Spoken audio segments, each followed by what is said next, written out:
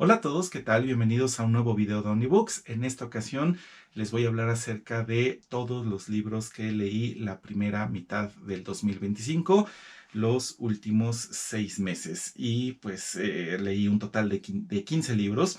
Yo que más hubiera querido que hubieran sido 100 libros o 200 o 500 o los que yo hubiera querido, pero dado que soy un lector que le pone muchísima atención a los libros que los lee con mucha paciencia y con mucha concentración, pues no es de sorprender que suela leer muy pocos libros en un determinado tiempo. Sin embargo, las cosas así están bien en el sentido de que pues mucho de lo que leo, mucho del recuerdo y mucha de la comprensión se queda conmigo, cambia mi visión del mundo. Entonces yo creo que así está bien, aunque yo que más quisiera que se pudiera tener todo, un montón de libros leídos y toda la comprensión posible, pero pues eso no se puede. Entonces, a ver, vamos a comenzar. El primer libro que leí fue se llama El caso Cumbres del periodista Javier Munguía. Es un libro de un crimen real que cimbró al país, cimbró a México. Fue en el 2006, ya están a punto de cumplirse los 20 años de este crimen infame. Es un libro que está completamente basado en lo muy serio, basado en los documentos del caso, basado en los expedientes. Es un libro que no busca sensacionalismo, que no se basa en el morbo, sino que verdaderamente tiene un ánimo genuino de querer informar al público, que es en gran medida contrario a lo que por lo regular podríamos ver en Internet, como el sensacionalismo, el ánimo de tener clics, de tener vistas, de tener nuevos seguidores, hace que resaltemos el morbo y la desinformación por encima de la veracidad de lo que sucedió en este caso. Y además se me hizo importante contar con la información que tiene este libro, porque de repente empezó a suceder en el caso Cumbres algo que pues por desgracia se sigue viendo en muchos casos como este, que es donde se empieza a ver a la víctima como si hubiera tenido una cierta culpa de lo que le pasó, como si la víctima de alguna manera se lo hubiera buscado o incluso hubiera sido de plano la víctima la culpable del delito, y se empieza a justificar al victimario.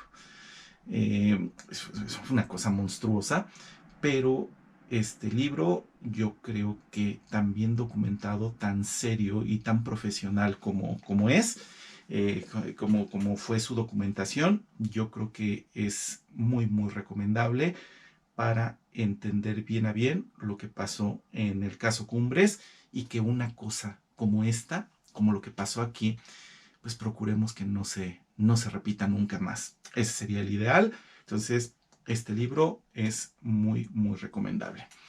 Bueno, pues vamos a seguirle.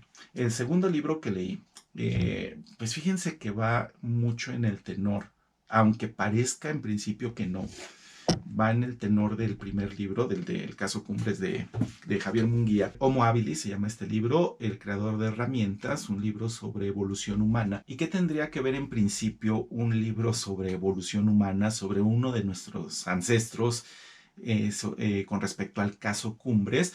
Pues bueno, en realidad tiene muchísimo que ver si nosotros entendemos nuestro origen y cómo fue que adquirimos nuestras características biológicas y nuestras características culturales. Tenemos más oportunidad al comprendernos a nosotros mismos, tenemos más oportunidad de evitar que sucedan el tipo de atrocidades que se describen en el caso Cumbres.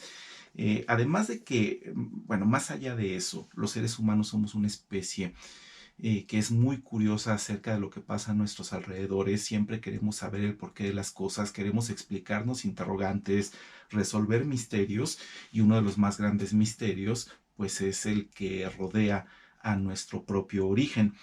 Y pues para despejar esas interrogantes, pues qué mejor que abordar un libro donde se estudia, donde se nos explican las características de la primera especie, de la más antigua de las especies de nuestro género, precisamente el Homo habilis. Así que valgan todas esas explicaciones, estas justificaciones, para entender por qué les estoy recomendando este libro. Sin embargo, este es un libro que no se va a poder conseguir a menos que realmente ustedes tengan una voluntad férrea de leer esta edición en particular. Yo diría que no es absolutamente necesario. Es muy recomendable, pero no es absolutamente necesario, porque como forma parte de una colección que se vendió en kioscos, que se vendió en puestos de periódicos, sí puede ser muy difícil de conseguir, y como quiera que sea, hay muchos otros libros que se pueden vender más fácilmente, más accesibles en librerías en formato físico, o más fácilmente, más baratos en internet, con mayor cantidad de información, y que nos pueden hablar también de nuestra propia evolución.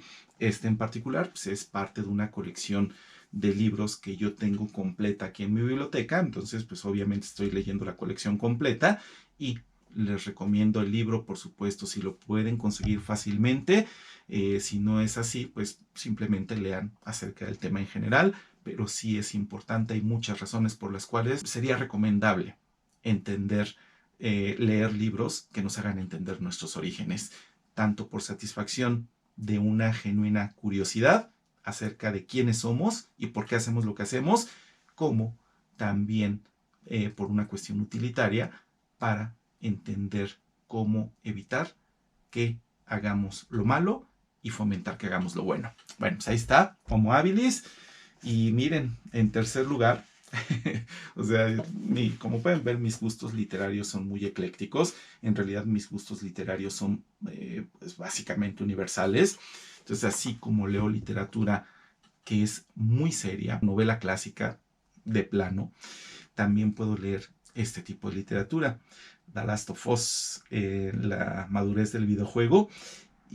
Pero fíjense que estos libros que les estoy presentando, todos tienen un hilo conductor, y ese hilo conductor es entender por qué el mundo es como es, y entender por qué los seres humanos somos como somos.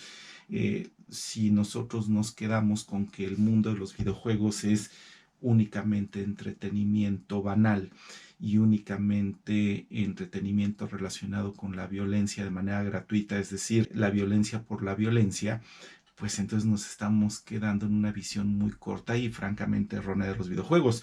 Los videojuegos son prácticamente un arte, por supuesto, es un mundo tan amplio que igual podemos encontrar videojuegos que no tienen el mayor sentido.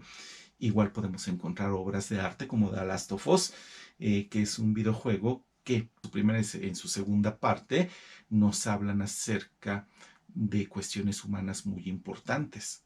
Por ejemplo, la segunda parte, esa que recientemente se llevó a, pues, a serie de televisión, y que fue mucho, mucho más querida esa serie de televisión, digamos, por los críticos que por el público general. El público general no tuvo preferencia por esa serie, no le gustó, se sintieron defraudados, pero habría que ver exactamente por qué. O sea, habría que analizar exactamente cuál es el mensaje que nos quieren dar, cuál es el tipo de reflexión que los creadores del videojuego de The Last of Us quieren sembrar en nosotros, pues porque no es nada más únicamente el videojuego por el videojuego. Quisieron analizar ciertos aspectos de la conducta humana. En el caso del segundo videojuego, quisieron analizar ese sentimiento tan destructivo que es la venganza, la búsqueda de la venganza. Analizan cómo la venganza no solamente termina por destruir a la persona que algo malo nos hizo, sino que termina también por destruir a la persona que va en búsqueda de esa venganza, y que la única manera de neutralizar a la venganza es a través del perdón, que obviamente nos está sugiriendo que se deje impune a los que cometieron un crimen en contra de nosotros. Simplemente se está analizando que la venganza no tiene nada de satisfactorio. En dado caso, lo que debería de buscarse es la justicia y no la venganza. Y en el caso del primer juego, los temas giran alrededor de la pérdida y la reconstrucción del significado, como cuando perdemos algo, que es muy importante para nosotros, podemos perder el mismo sentido de nuestra existencia. Las cosas dejan de tener mayor significado y empezamos a vivir solamente por inercia. Y cómo la vida humana no merece la pena ser vivida de ese modo, ser vivida sin un significado, y cómo los protagonistas que han perdido cosas muy importantes se reconstruyen y empiezan a encontrar de nuevo el sentido de la existencia. No es un videojuego que trate de temas intrascendentes, todo lo contrario, y lo que yo digo es que vale la pena leer este libro, tanto como jugar el videojuego, si es que eso entra en el ámbito de sus gustos, pero yo digo que tanto jugar el videojuego como leer este libro de análisis del videojuego vale la pena, porque la existencia humana es demasiado compleja. Ya alguna vez lo dije en uno de mis videos, la existencia humana es tan compleja que no podemos entenderla a través de una sola disciplina. No podemos entender la existencia humana en toda su complejidad solamente a través de la filosofía, no podemos entenderla solamente a través de la ciencia, no podemos entenderla solamente a través de la literatura. Cada ámbito de conocimiento humano enfoca a la vida desde un ángulo muy propio, desde un ángulo muy particular, que las otras disciplinas no pueden enfocar de esa manera a la propia existencia humana, de modo que si nosotros recurrimos a una sola de esas disciplinas del conocimiento, igualmente pues vamos a entender la complejidad de la vida humana de una manera muy limitada y muy reducida. Algo tan complejo como el ser humano, un fenómeno biológico, social, cultural, político, etcétera, etcétera, tan hipercomplejo como es la existencia humana, requiere de toda la ayuda posible, requiere de todas las disciplinas y de todos los enfoques, y los videojuegos han alcanzado un nivel de madurez tal que yo creo que también nos ayudan mucho, algunos de ellos, para entender qué es el fenómeno humano, y es por eso que les recomendaría pues que se introduzcan en esa digamos galaxia nueva de análisis que son los videojuegos. Pero como les dije con el caso del libro del Homo habilis, no vean este libro como una recomendación forzosa, sobre todo porque es igualmente difícil de encontrar, puesto que forma parte de una colección que salió aquí en México y en algunos otros países ya salió o está por salir. Forma parte de una colección de puestos de periódicos, entonces puede ser difícil de conseguir. Bueno, pues ahí está. Y ahora vámonos con los siguientes libros. El siguiente libro es una novela extraordinaria, una novela de espías que se llama El espía que surgió del frío, de John le Carré. Y este libro es súper recomendable. Es un libro que explora lo peor del ser humano, pero pues es necesario estudiar lo peor del ser humano si queremos sacar lo mejor del ser humano. Es una novela que, a través de una trama de espías increíblemente ágil, increíblemente inteligente e increíblemente adictiva, nos explica cómo es ese proceso donde, por querer darle preferencia a la seguridad, al bienestar del grupo, sacrificamos el bienestar del individuo, y entonces todas las cosas empiezan a perder significado.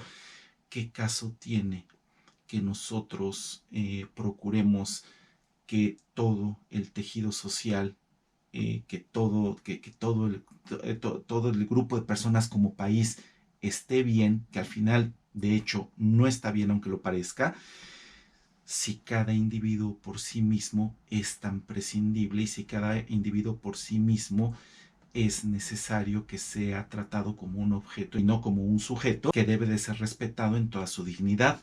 De eso nos habla este libro. O sea, es una novela de espías que en realidad nos da muchísima luz acerca de temas en los que los seres humanos tendríamos que reflexionar para ser mejores entre nosotros y para ser mejores con nosotros mismos. Muy bien, pues está considerada por lo general como una de las 10 mejores novelas de espías y en general novelas de crimen, del género de crimen, de las mejores de todos los tiempos. Yo frecuentemente digo que los libros que leo son de los mejores de todos los tiempos, pues porque les repito que son libros que yo selecciono con mucho cuidado. Bueno, pues esa es la razón. Vámonos con el siguiente. Uy, el siguiente es una cosa horrible. O más bien trata acerca de un tema horrible que sí tiene la capacidad de traumatizar a cualquier persona, muy inmediatamente conectado con el libro que les acabo de presentar de El espía que surgió del frío de John le Carré, y de una manera o de otra, pues conectado con todos los libros que les acabo de presentar, es decir, libros que se relacionan con la exploración del fenómeno humano. Guerra Nuclear, un escenario de Annie Jacobsen, es un libro muy bien documentado acerca de qué podría pasar en caso de una guerra nuclear. Y la perspectiva es devastadora, ¿eh?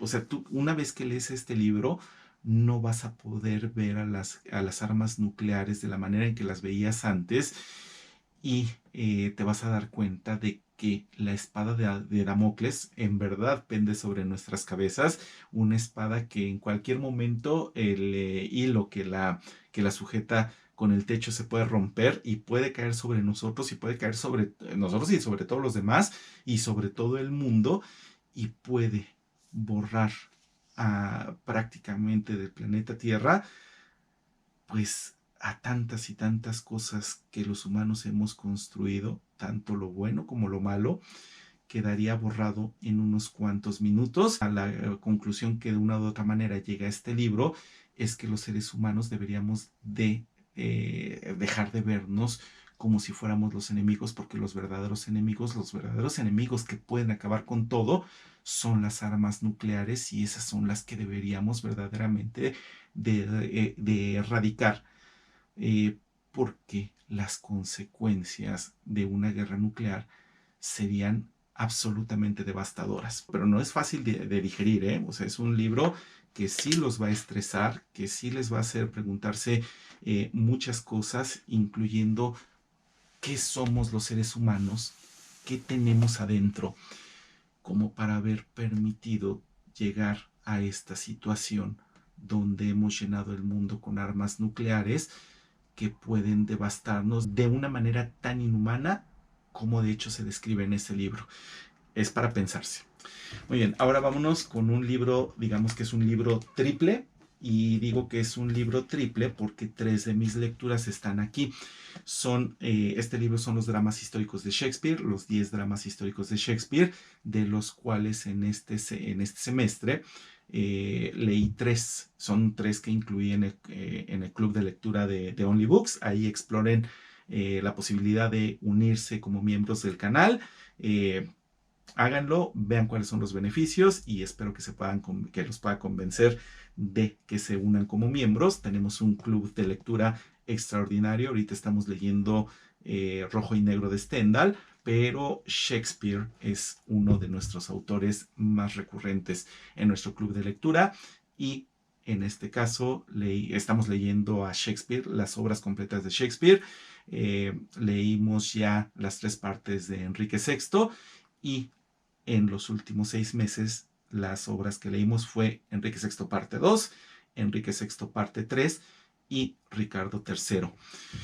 Esos son 3 de los libros que leí, y obviamente son recomendables, y son recomendables por muchas razones, porque pues son de las primeras obras que escribió Shakespeare. Entonces uno siempre se imagina como que Shakespeare, candidato a ser el mejor escritor de todos los tiempos, uno de los más grandes sabios que han existido, y de repente empiezas a leer estas obras de teatro y te das cuenta de que Shakespeare pues, no es un ideal, pues era un humano, tenía limitaciones, y especialmente al principio de su carrera sus obras demuestran muchos defectos, muestran muchas limitaciones, y entonces es fascinante que así como tú te vas a la perfección de un Hamlet, a la perfección de El Rey Lear, o a la perfección de un Macbeth, de repente empiezas a ser testigo de la increíble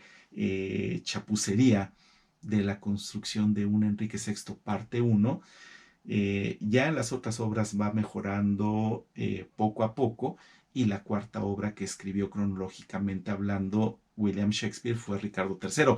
Ya con Ricardo III dista mucho de ser una obra perfecta, pero se da una mejora notable porque aunque todavía los personajes no van a adquirir la profundidad psicológica y el realismo humano tan pasmoso que va a venir en las obras posteriores de William Shakespeare, pues ya vemos en Ricardo III pues a un personaje absolutamente fascinante, un personaje que ante todo es tremendamente carismático, uno de los mayores villanos de la historia de la literatura, el rey Ricardo III.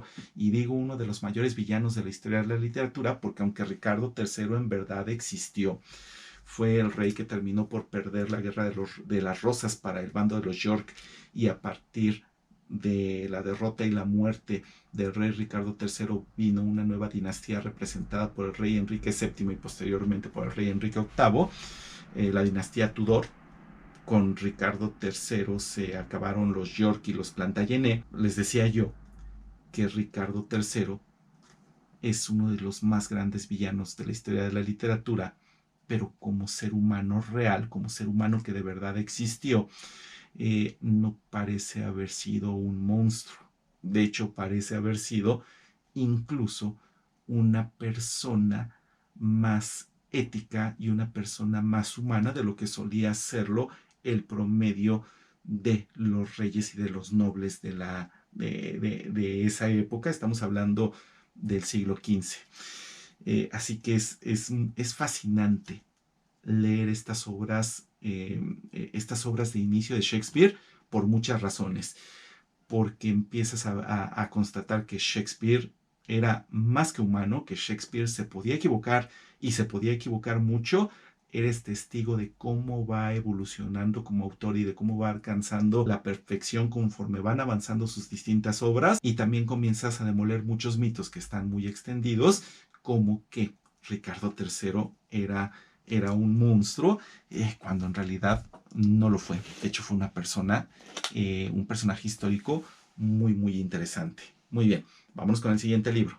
Así como El espía que surgió del frío, el siguiente libro, la siguiente novela que leí también va por el mismo tenor. Es una novela de crimen, en este caso una novela que se clasifica en el género de novela negra, de Raymond Chandler. Raymond Chandler es uno de los más grandes exponentes de todos los tiempos de la novela negra, que es una especie de novela policíaca, pero con un tenor mucho más oscuro y mucho más pesimista de lo que sería una novela policíaca en sí, y mucho más también que una novela de detectives. O sea, sí hay una gran diferencia, por ejemplo, entre una novela de Agatha Christie y una novela de Raymond Chandler, o de otro gran exponente de la novela negra, que aquí lo tengo, Dashiell Hammett. En este caso, de todas las novelas de Raymond Chandler, leí una que se llama El sueño eterno, que se considera, para muchos es la mejor novela de detectives del autor, de Chandler, y también es una de las mejores novelas de crimen de todos los tiempos. De hecho, así como la del espía que surgió del frío, generalmente se considera en el top 10 de las mejores novelas de crimen que hay. Nada más que, hay, por cierto, una cosa que me faltaba decirles, es que uno de los detectives más famosos de todos los tiempos, pues así como está Sherlock Holmes, que seguramente se lleva el número uno como el detective más conocido de la historia de la literatura, está también por ahí ese famoso detective de Agatha Christie, que es Hércules Poirot. En este caso, el detective Marlowe es también uno de los detectives más conocidos en el ámbito de los libros. Una creación de Raymond Chandler, y este libro tiene el título de todo Marlowe, pues porque aquí vienen todas las novelas que Chandler escribió acerca de este personaje, y en particular esta que se llama El sueño eterno. Es una novela que vale la pena, es una novela que nos habla acerca de la corrupción humana, de la corrupción no solamente material, sino la corrupción del espíritu, la corrupción del alma, la corrupción del carácter, y cómo cuando el tejido social está podrido y cuando el tejido familiar está podrido también, y bueno, y también cuando hay una corrupción innata, pues empiezan a suceder un montón de monstruosidades. Es una novela densa, es una novela que requiere de toda tu concentración, es una novela que, cuando menos desde mi punto de vista, no fluye, como si fluye, por ejemplo, la de John le Carré, la del espía que surgió del frío.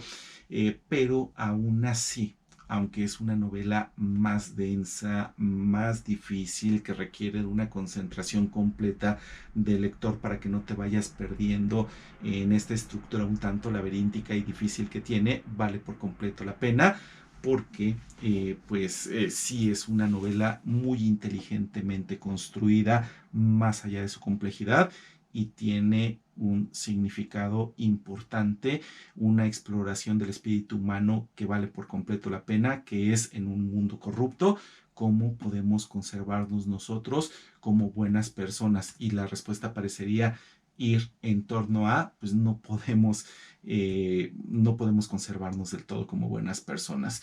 Si el mundo es corrupto a todos los niveles, pues algo malo va a pasar en nosotros, pero de alguna manera el detective Marlowe se las arregla para no vender del todo su alma, para ser una persona que trata con todas sus fuerzas de hacer lo correcto y que, pues como diría Stephen King, no te puedes comportar como un santo, pero el que al final del día puedas dormir con cierta tranquilidad, pues habla de que no todo está perdido, y yo diría que el detective Marlowe se las arregla para dormir con cierta tranquilidad por las noches. Valga eso para recomendarles, para que espero que ustedes se sientan motivados para leer esta novela. El siguiente libro es La hija del tiempo de Josephine Tey. Este libro que me conseguí en Clásicos Ilustrados Alma. No sé qué pensar de la portada de este libro, o sea, como que da la impresión de ser una lectura juvenil o una lectura para niños. No me parece una buena portada, y especialmente porque también es una novela que se clasifica como novela de crimen. Es una novela de detectives que muy extraña, sí, no es una novela de detectives que entre en lo común. Y pues como les digo que yo selecciono muy bien mis lecturas, pues también está considerada como una de las mejores novelas de crimen de todos los tiempos.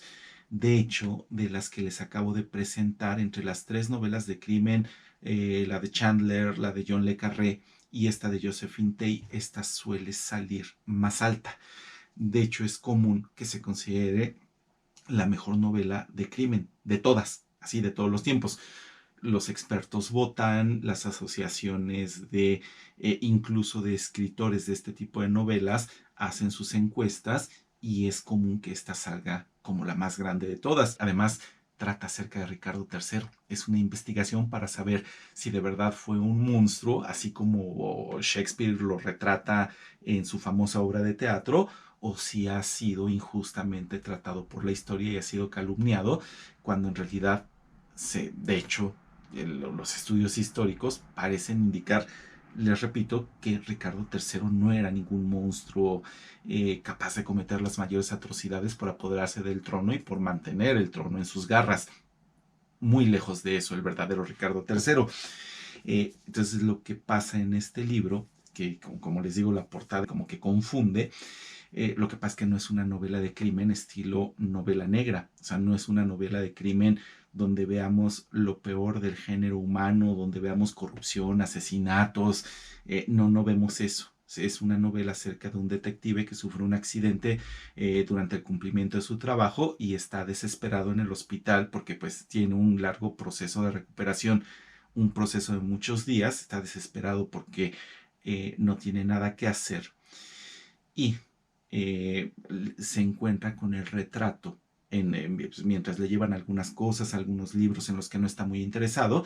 Se encuentra el retrato de el rey Ricardo III de Inglaterra, y le parece que el retrato de Ricardo III no corresponde la apariencia del rey con lo que se esperaría de lo que él sabía de Ricardo III, que era una persona de un comportamiento horrible. Entonces empieza a hacer una investigación detectivesca, tiene las habilidades de un detective, entonces empieza a pedir que le lleven documentos, que le lleven libros, y él concluye que no es posible que sea verdad todos esos crímenes que históricamente se le han atribuido a Ricardo III y que, bueno, y da una posible explicación. Lo que pasa es que después de Ricardo III vino una nueva dinastía, la dinastía encabezada por el rey Enrique VII, que o sea, si alguien era un monstruo en ese tiempo, estaba más cerca de serlo Enrique VII que Ricardo III. Para desacreditar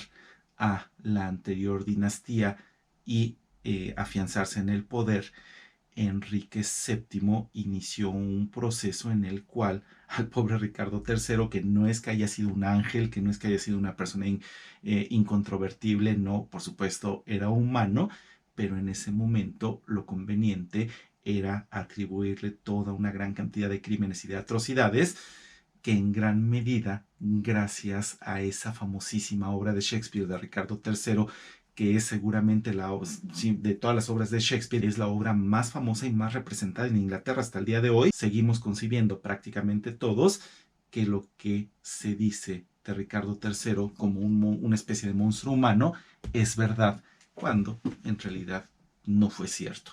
Entonces ahí está la recomendación de La hija del tiempo, que es una novela que también se lee muy agradable, se lee de manera ágil, y es muy recomendable. O sea, si quieren novelas que se lean relativamente fácil, de manera sencilla y que el tema sea importante, pues ahí está La hija del tiempo y El espía que surgió del frío. Si quieren una novela que igualmente vale la pena, como las que les acabo de mencionar, pero que sí necesitan ciertos sacrificios y cierta concentración, pues ahí está El sueño eterno de Chandler.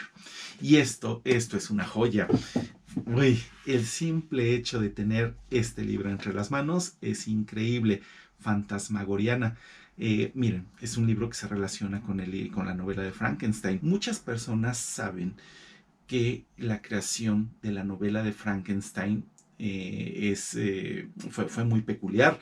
Se dio en 1816, hubo una reunión entre varios grandes literatos. Estaba Lord Byron, estaba Percy Shelley, Mary Shelley, y estaba también el doctor de Lord Byron, William Polidori. Estamos hablando de mediados de 1816, se le llamó el año sin verano, porque un año antes un volcán llamado Monte Tambora en Indonesia hizo erupción y la ceniza enfrió el planeta, y sobre todo en el hemisferio norte las cosechas, por el mayor frío y la menor cantidad de luz solar, las cosechas se malograron, hubo una hambruna terrible, hubo muchísimos problemas, el clima se volvió muy frío y tremendamente lluvioso.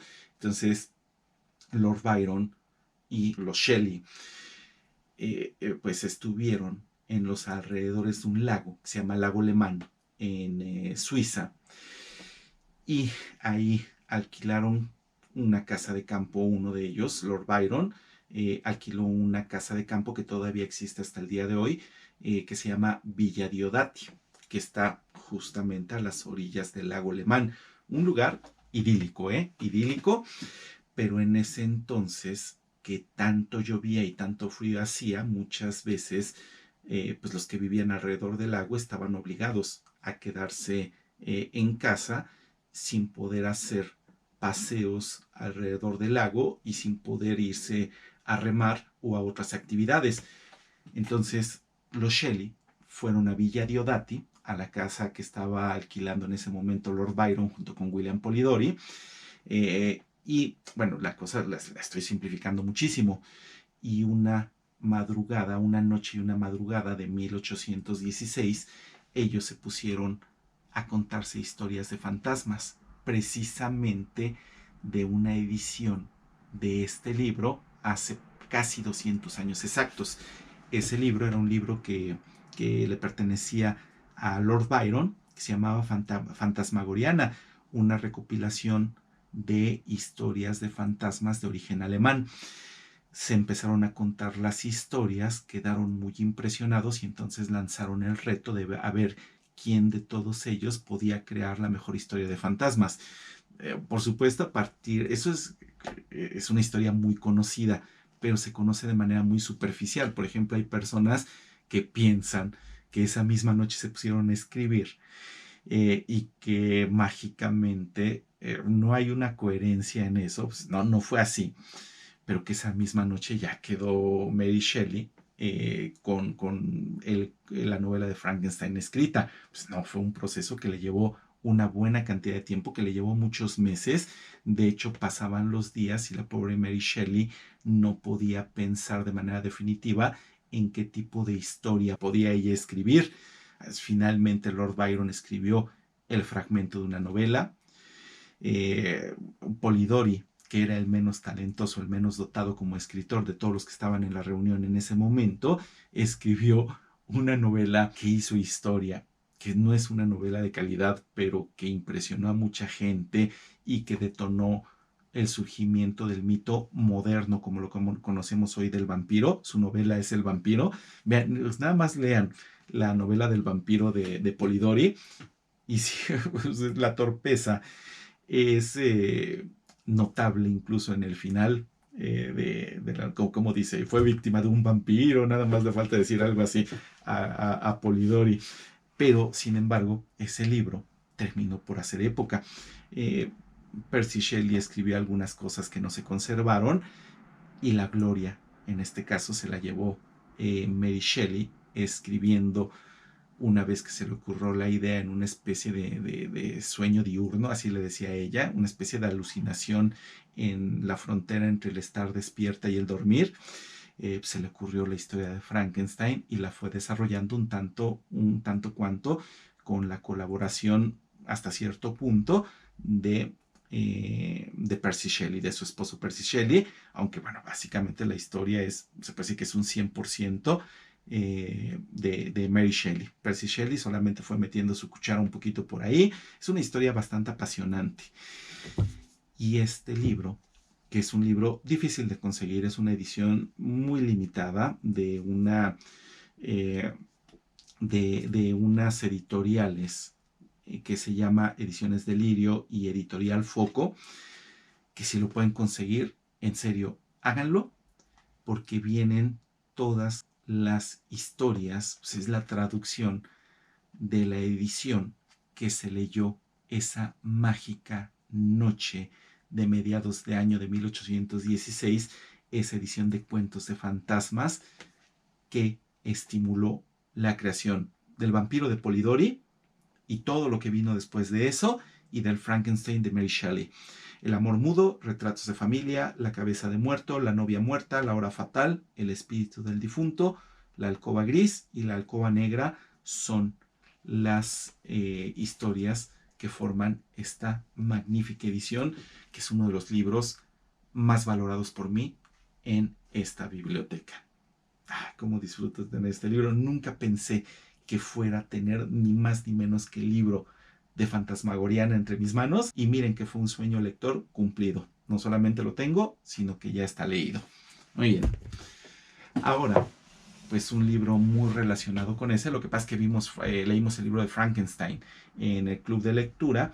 Aquí tengo una excelente edición, muy recomendable, pero por desgracia muy cara, de Frankenstein, la versión anotada. Los que conozcan las ediciones de Leslie Klinger sabrán de su profesionalismo y de su seriedad a la hora de hacer este tipo de obras anotadas. Este libro de Frankenstein, esta edición, está muy bien documentada con un impresionante aparato crítico, riquísima en notas explicativas por todos lados. Entonces, si ustedes quieren leer la obra de Frankenstein con toda seriedad y aplicarle la técnica de lectura profunda, esta edición no es perfecta, pero es una edición que conviene mucho, la mejor que yo les podría recomendar. Si no lo tienen en esa edición y quieren leer Frankenstein, léanlo en la edición que ustedes quieran. Y además tiene una característica adicional que es muy valiosa. La introducción fue escrita por Guillermo del Toro. Guillermo del Toro es uno de los mejores directores de cine mexicano de todos los tiempos. Y es una persona que está obsesionada con el mundo del terror. Guillermo del Toro y el mundo de los monstruos. Es un completo experto en ese ámbito del conocimiento humano, un gran conocedor de la obra de Frankenstein. Creo que pocas personas en el mundo entienden el Frankenstein al nivel de cómo lo comprende Guillermo del Toro, y a mí me sorprendió mucho que enterarme hace algunas cuantas semanas de que Guillermo del Toro está haciendo una película acerca de Frankenstein. Eh, o sea, no podía imaginarme un director al que se le pudiera asignar esa tarea y que lo pudiera hacer potencialmente mejor que Guillermo del Toro. Es la persona perfecta.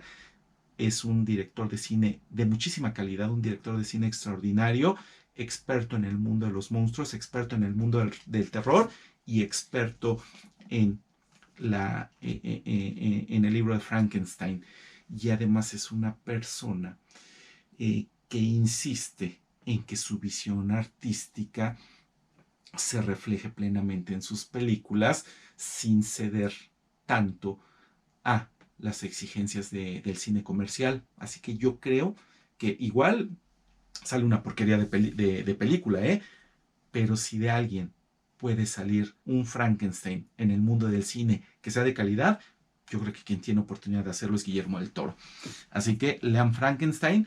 Es una novela que tiene enseñanzas a todos los niveles. Ok, y ahora vámonos con los últimos 3 libros. Estos 2 que ven aquí son muy significativos, son muy valorados por mí, en el sentido de que como fueron llevados al cine y esas películas las conozco desde hace un buen tiempo, especialmente la de este libro que es El silencio de los inocentes, yo valoraba mucho esa historia. Es una de mis películas favoritas, la del silencio de los inocentes. La del dragón rojo también se me hace muy interesante, pero precisamente por el hecho de que fueron muy buenas películas, subestimaba a las versiones literarias y dije, pues qué tanto, si las películas fueron así, me entretuvieron tanto y me hicieron pensar tanto, en qué medida podré disfrutar de los libros. Y pues no, durante muchos años los desprecié. Qué equivocación, verdaderamente son libros muy buenos, son libros que les recomiendo, nada más que en este caso sí la advertencia de que son libros, son libros que no pertenecen, yo creo que a un solo género en particular. Se pueden considerar novelas de crimen, pero también libros de suspenso, un tanto también libros de terror, novela policíaca. Es un género un tanto híbrido, pero sí tienen descripciones algo gráficas de crímenes que no estarían dentro del gusto de tantos lectores. Entonces, seguramente ustedes ya se lo pueden imaginar si conocen las películas en cuestión. De hecho, la película El silencio de los inocentes es una de las películas más exitosas de todos los tiempos. Es una de las pocas películas, de hecho solamente 3 películas en toda la historia de Hollywood han sido merecedoras de ganar los 5 grandes. Los 5 grandes en el ámbito de los Óscares es que solo 3 películas han podido ganar el premio a mejor película, a mejor guión, a mejor director, a mejor actor protagonista y mejor actriz protagonista. Y El silencio de los inocentes es una de esas películas. Hay una, por cierto, una muy famosa de 1975 de Jack Nicholson, la de Atrapado sin salida, que esa es otra de las poquísimas películas que logró esa proeza, para que si ustedes quieren ver El silencio de los inocentes, digamos que si está dentro de sus gustos, es una película, sí, que no es para cualquiera, pero igual les puede gustar. En el caso del libro, sí, tanto el libro del dragón rojo, que fue que se escribió primero, de hecho fue el libro de la serie de Hannibal, fue el que se escribió primero. Se escribió, creo que en 1981 lo escribió Thomas Harris. El de Silencio de los Inocentes debe de ser de 1988, y son libros donde se hace una exploración del tema del mal, cómo es que los seres humanos podemos convertirnos en monstruos, y a veces la respuesta es que nacemos como monstruos. ¿Por qué? Bueno, pues eso es algo que todavía la ciencia, la filosofía está tratando de dilucidar, pero hay ocasiones donde no nacemos como monstruos, sino que nos convertimos en monstruos. Es un tanto la exploración que de manera tan profunda se hace en la novela de Frankenstein, que tanto el monstruo nace o que tanto el monstruo se hace. Y la verdad es que es una interacción muy, muy íntima, y es una interacción muy compleja entre diversos factores, que es el factor biológico, el factor de la familia y el factor de la sociedad. pero estos libros nos hacen reflexionar mucho en eso. Yo creo que simplemente por ese solo hecho valen muchísimo la pena, además de que son libros son libros que sí son muy adictivos, que sí son muy enviciantes, así que tienen mis más completas recomendaciones. Hay otro libro que es el último que escribió Thomas Harris, que es digamos que el último de esta tetralogía, que es el de Hannibal, El origen del mal. Es un libro una novela que fue muy mal recibida por los críticos, y otra que nos habla acerca de lo que sucede después del silencio de los inocentes. Es un libro que simplemente se llama Hannibal. Es un libro que los críticos, algunos lo amaron, otros lo odiaron, sobre todo por lo que pasa con la agente Starling, pero que ciertamente fue un intento muy respetado por parte de Thomas Harris, pues porque fue un intento muy osado de escribir una novela que saliera de lo común dentro de esta serie de libros de Hannibal Lecter, y que yo no me he atrevido a comprar. O sea, no sé qué voy a pensar de esa novela. El de Hannibal, El origen del mal, definitivamente no lo voy a comprar, no lo voy a leer, pero yo creo que la tentación me va a acabar ganando en el caso de el libro de Hannibal, el tercero de esta serie, y vamos a ver qué sale de esa lectura. Pero por lo pronto, estos libros son una garantía. Si es que son amantes del género, no se los pierdan. Y vámonos con el último. El último, híjole, pues todos conectados, todos con el hilo conductor de ¿qué somos los seres humanos? Las meditaciones de Marco Aurelio fue el que leí más recientemente, y que pues se conecta, por ejemplo, con el libro del Dragón Rojo, porque pues Marco Aurelio, una persona, un ser humano, un emperador admirable, que tanta prosperidad y tanta felicidad le trajo a tantos millones de personas en el contexto del Imperio Romano, pero cuya obra quedó pues arruinada, quedó bajo la sombra de que su hijo, ni más ni menos que el emperador Cómodo, fue el encargado de terminar con la edad de oro del Imperio Romano. Imagínense nada más, el emperador Marco Aurelio, que tanto le dio a su hijo, que tanta preocupación tuvo porque fuera un buen hombre, que tan buenos maestros le puso, un ejemplo perfecto del hombre moral, del hombre ético que encarnaba Marco Aurelio, y terminó por educar, por crear a esa monstruosidad a la que le llamamos el emperador Cómodo. Y nada más por eso, este libro vale muchísimo la pena. Si quieren que les hable a profundidad de este libro, ahí les dejo el enlace al final de este video. Y esos son los libros que leí en estos últimos 6 meses. Libros que me gustaron mucho, libros que me hicieron aprender, libros que encendieron mi proceso de reflexión y que me ayudan a navegar con un poquito menos de confusión en este ámbito tan difícil que es el ámbito humano, que es el contexto humano, que me hacen pensar en por qué las personas somos como somos, y en cómo puedo ser yo un mejor ser humano, explicándome a fondo cuáles son mis motivaciones, por qué hago lo que hago, aunque no siempre resulta ser que uno sea una buena persona, pero uno no deja de intentarlo, y en gran medida por todas estas lecturas tan extraordinarias que están a nuestra disposición, con que solo nos molestemos en buscarlas, en adquirirlas y en leerlas. Sin más por el momento, no me queda más que agradecerles que hayan estado aquí y decirles que yo soy Roberto y que nos vemos muy pronto.